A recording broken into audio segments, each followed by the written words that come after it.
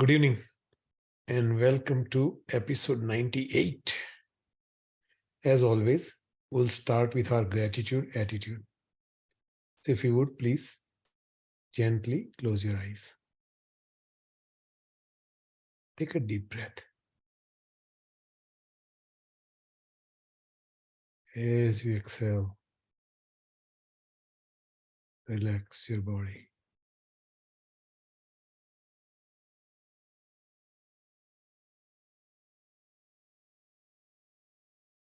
Take another deep breath.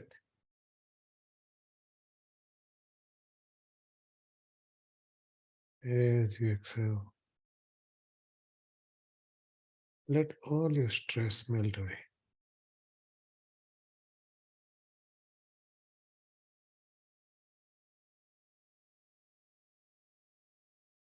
Take one more deep breath.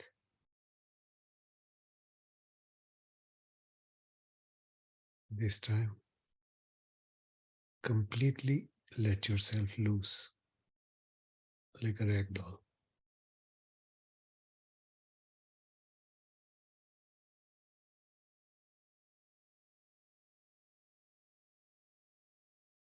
Now, think of one thing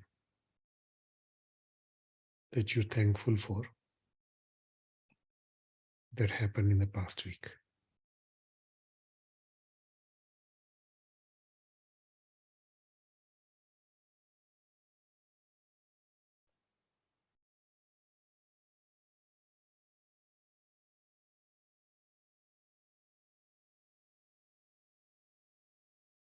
Once you identified that, think about why you're thankful.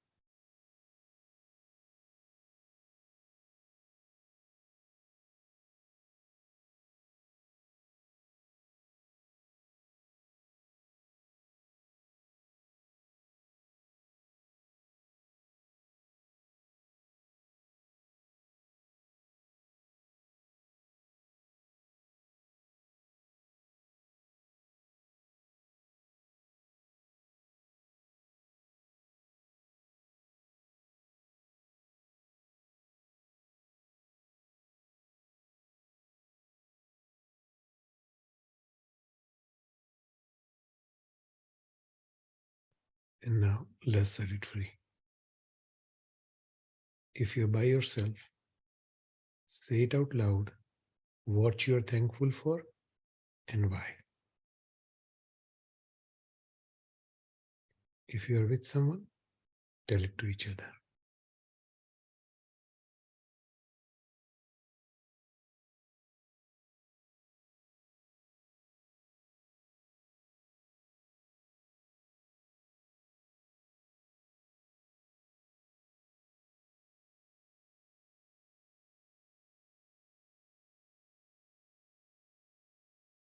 Okay. So we started talking about the profound subject of emptiness in the last session. And we'll continue with that today. Today, we're going to talk about something you might find it radical. Now, we're talking about there is no inherent existence on its own side. Right? We talked about how the book doesn't exist on its own and the car doesn't exist on its own and so on and so forth. How about our body? Our body seems as real as anything we have ever encountered, right? Before we get into that, actually, let me give you an example. I don't know if you heard or not, but I heard of some Indian yogis who would go under a knife, right, under surgery without having general anesthesia, without any suffering. How do they do that? If someone pokes a needle, I find it painful, right? And they're going under knife, full-fledged surgery. Shoot, I was bleeding last week and I had to postpone, our session, right? That's because they have mastered the realization of emptiness. So now let's look at the way in which we look at our body. Most of us cling to our body strongly. Our identity is tied to it. I'm fat, I'm thin, I'm, good looking, I'm handsome, I'm not, whatever, right? It's tied to our body. When we think of our body, we are vividly thinking of our body, not our arms or legs, whatnot. We tend to imagine our body as its own independent thing, right? So let's go and find that vividly existing body. But before we find it, we must know what the object of negation is, meaning what are we looking for, right? What do we mean when we say our body? So in my experience, two things help, one or two things help. If you remember the proudest moments you had, right? Your kid did something great at school, they come home, tell you that, and you're just so proud. There's this proud moment you have on your face. If you can imagine that yourself, then that's your body. That's one way to look for it when we do go through this meditation. The other way to look for it is if you can think of yourself at your worst, meaning you were really scared of something. You thought life ended today. Or you were really angry at someone, ready to throw things at them. If you can remember yourself at that moment, if you can visualize yourself in that moment, then that works too. So, either your proudest or your worst, either way, try to visualize yourself, that yourself. That's the body we're going to go look for when we do all these things. So for our body to exist inherently, there are only three possibilities. One, it's part of, exists one of its parts, the collection of its parts, or outside of its parts. There's no fourth possibility here, right? So as long as we agree on that, let's go look for it. First possibility is that our body is part of its, part, if you will. Let's look at it individually. Let's start with our legs. Our legs are body. You say, sure they are.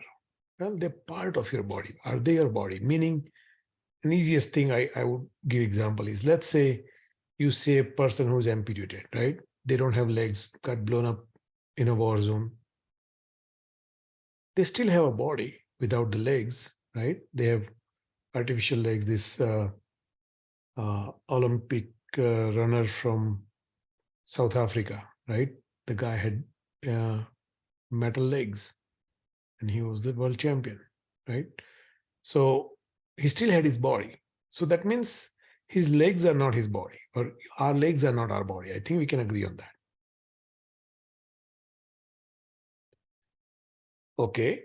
So same logic we can apply to our arms.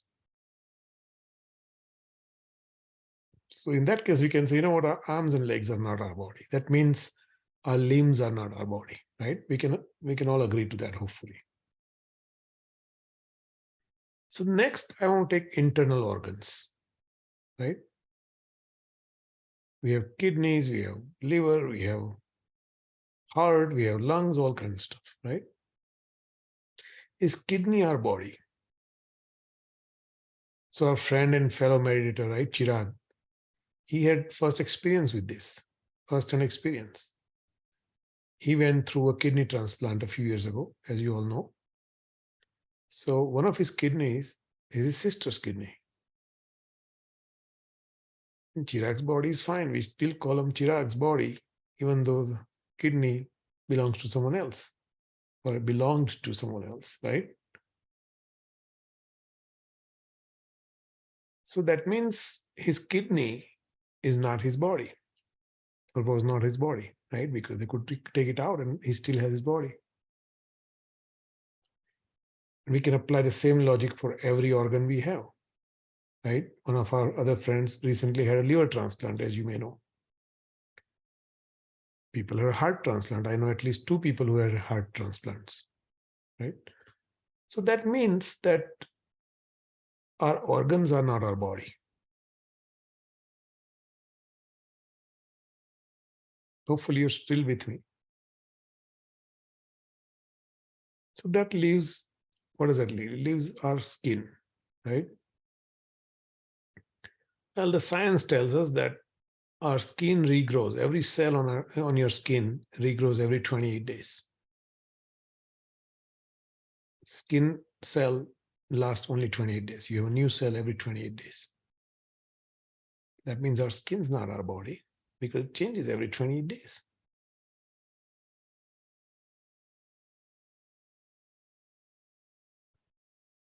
Okay, so that means we can agree that none of the part of our body is our body, right? We looked at it, each individually. So how about collection of the parts? And this is when things get a little bit philosophical, if you will, meaning that things which are not you cannot be you. What do I mean by that? Let's say we go to India, we take our kids to India in some small town, and they want to see a cow. And we see a pig and say, hey, that's a cow. And she's like, no, that's not a cow, that's a pig. Okay. And we see a, I don't know, goat. Hey, that's a cow. She's like, no, it's a goat, that's not a cow. So we saw cow, which was, pig, which was not cow, goat, which was not cow. Now, can we tell them that, you know what, combine pig and goat will make it a cow? 2 things which are not cow can make it a cow. That just defies logic, right? So that means collection of your parts cannot be body, because your leg's not a body, your arm's not a body. Collection of that cannot be the body.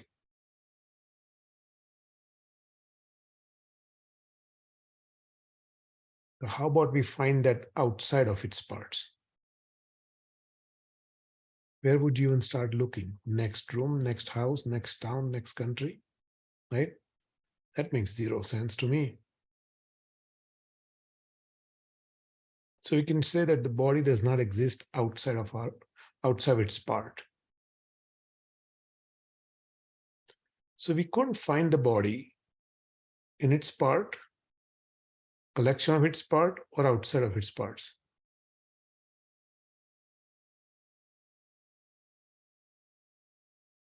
But we cling to it anyway. Shantideva, a great Indian scholar, he once said that at dusk time, just before sunset, when we are walking, a pile of stone may look like a human body to us because of the light angles. And it's just like that.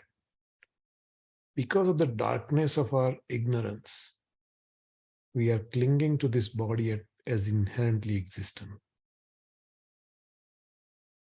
If we truly search for it during our meditation session, we realize there's just nothing but the manifestation of the emptiness. And some would argue that, hey, I can clearly see this body. And yes, you do. No question about it. I can do all my bodily function with body I have. And absolutely you do. But the body we have is just an imputation.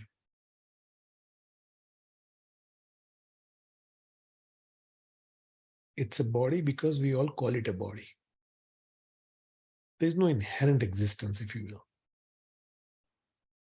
It's an imputed existence or dependent existence. So it's there. We are not saying it's not there. but we are saying it's not inherently existent. That's all. Hope it makes a little bit sense. So I know it's a lot to unpack, a little profound for sure. It takes time to realize it, but we all get there with some examples in meditation. So in today's meditation, as always, we'll start by first settling in our hearts. Once there, we'll contemplate the inherent existence of the body. And we'll go through the steps we just talked about. And once we realize that there is no inherent existence, we'll just meditate on that. So that's the plan. If you are ready, let's begin. Please get into your meditation posture, cross-seated position. If you are on a chair, just keep your legs straight. Keep your back straight. Spine upright. Shoulders leveled. Gently close your eyes.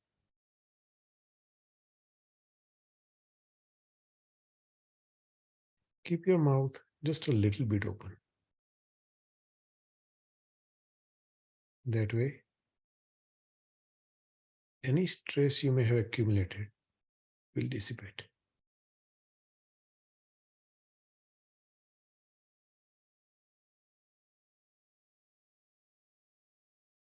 Arms in your lap, right over left, thumbs gently touching each other.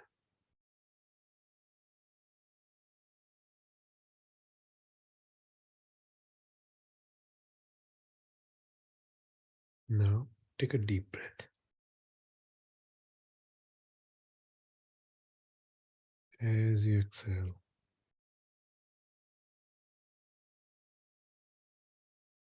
relax yourself.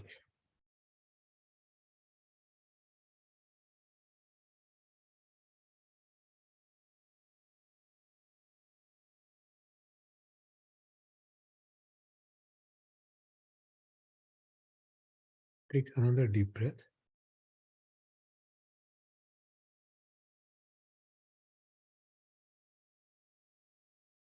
As you exhale,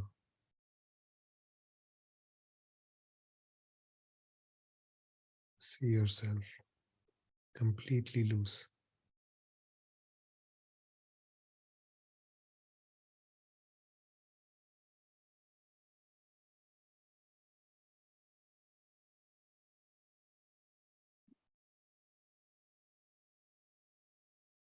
Bring your attention to the sensation of your breath at your nostril.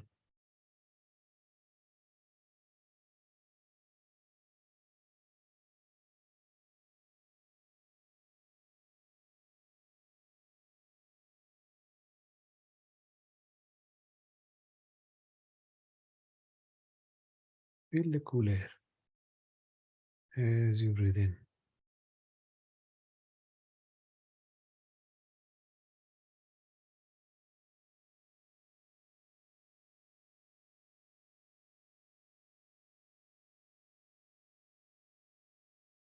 Feel slightly warmer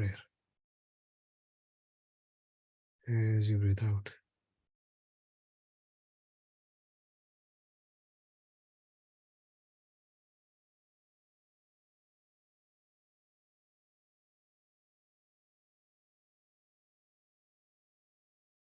Keep your attention at your nostril for about a minute or so on your own.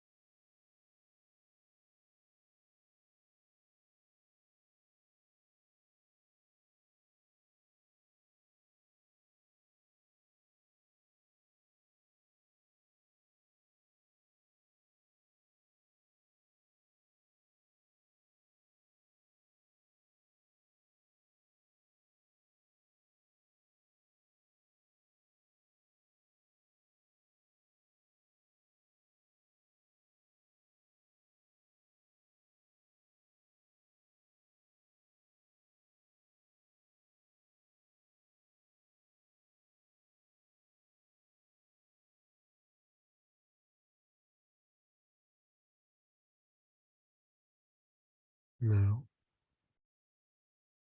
bring your attention at your heart.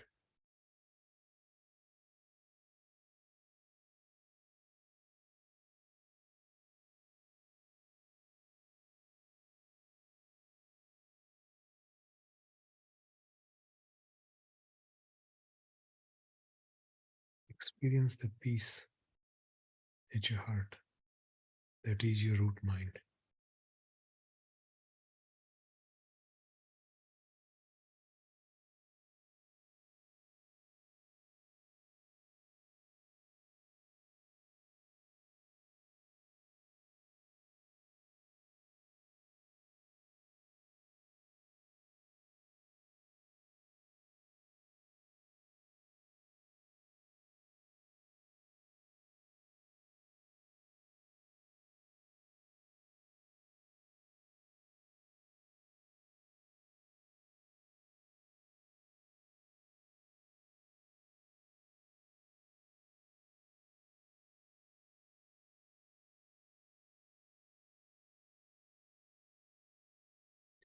Let this peaceful moment bring the next peaceful moment.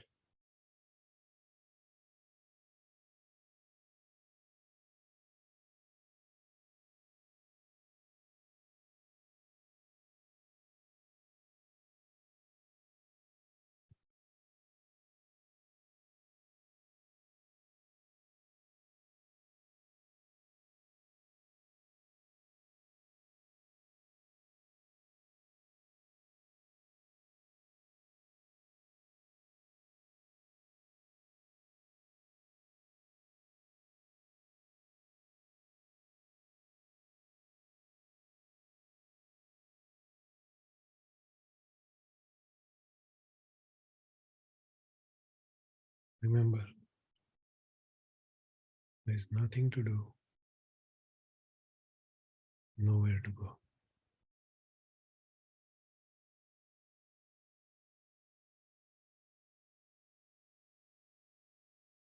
Just enjoy.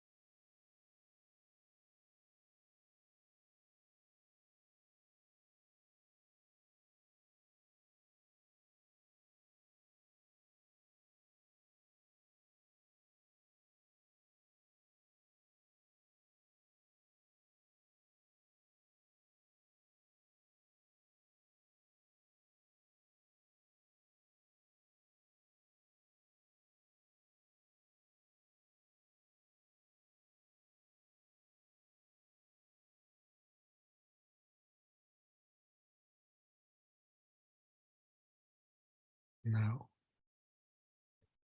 let's go find our inherently existing body.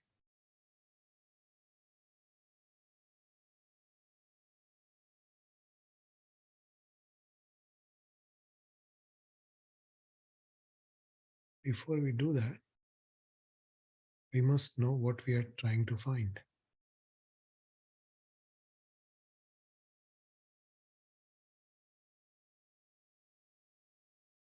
Visualize yourself at your proudest moment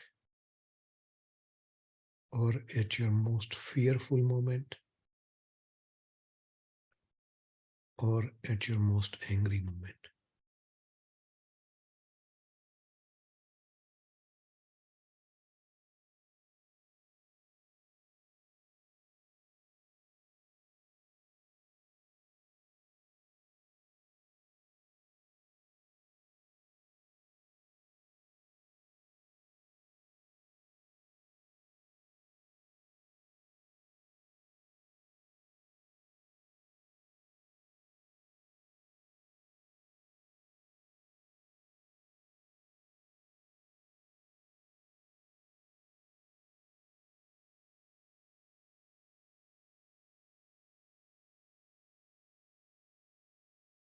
Once you have that body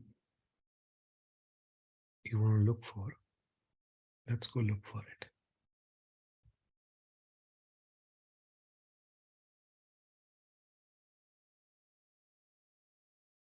Could it be in its individual parts?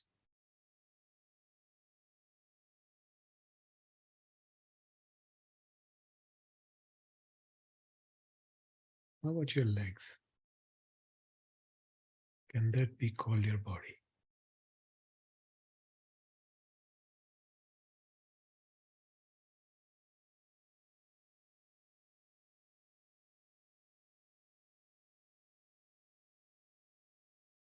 Imagine something awful happened and you had to have surgically removed your legs.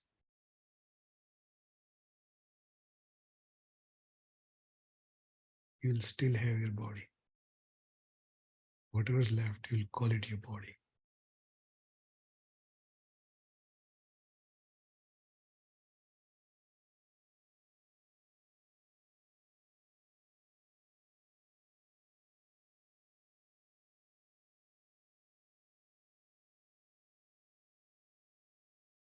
How about your arms?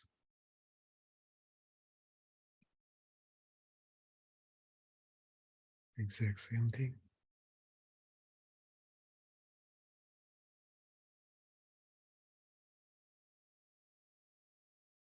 So your limbs are not your body.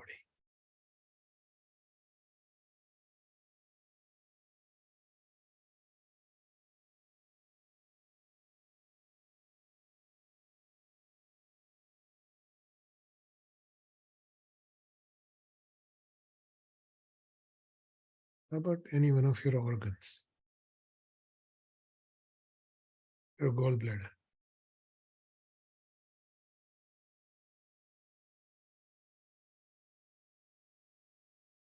My wife had it removed 20 years ago.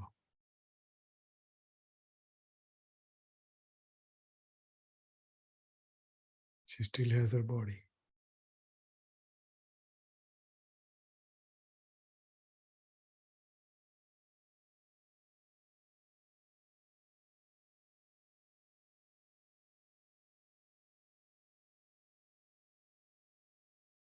Your gallbladder is not your body.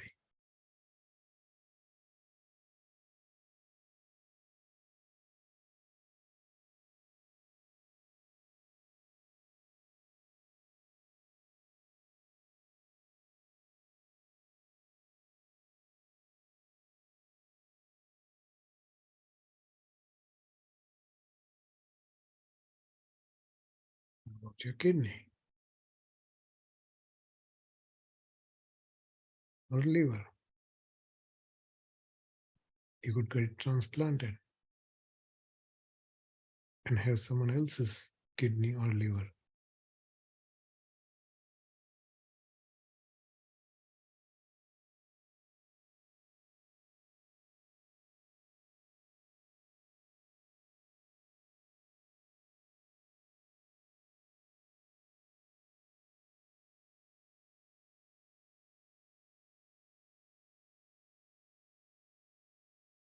So we couldn't find your body in your organs.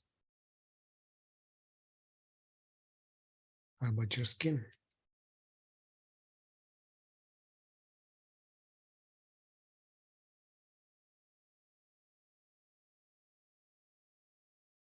Your skin cells last only 28 days.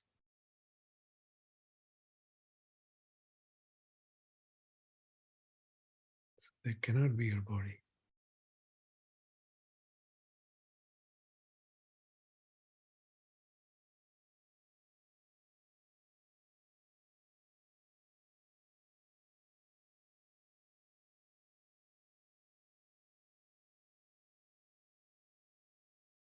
So we couldn't find your body in its individual parts.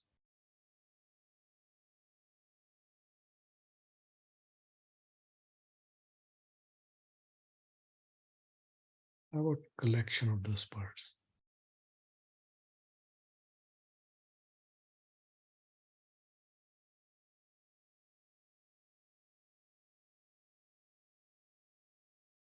A goat on a pig does not make a cow.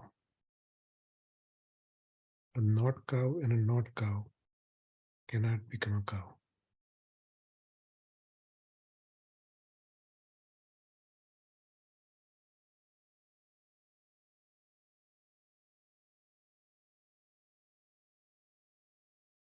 Okay, how about outside of our body? That just sounds absurd, looking for a body outside of our body.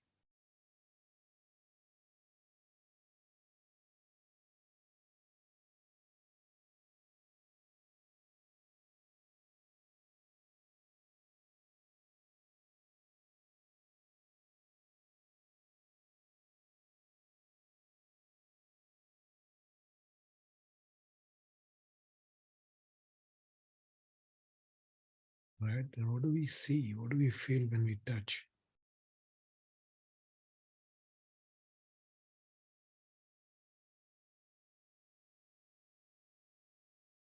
It's an imputed existence.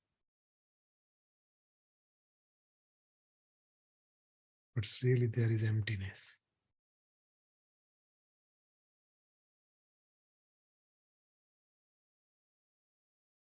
So I want you to visualize as if your body is a light source.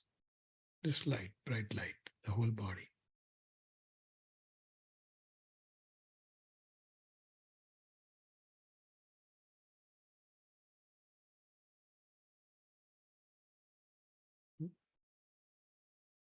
No matter, just light, the entire body.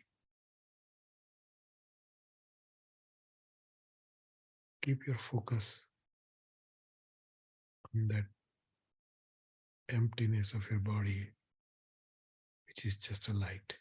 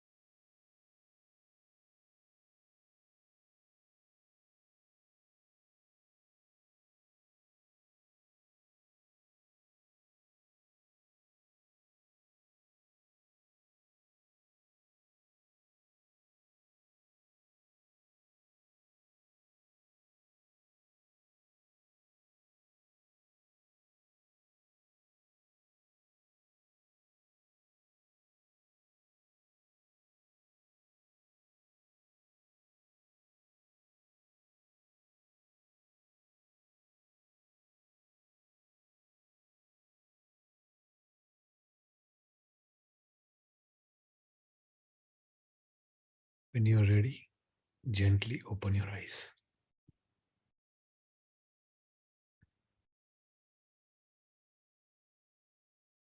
Any questions?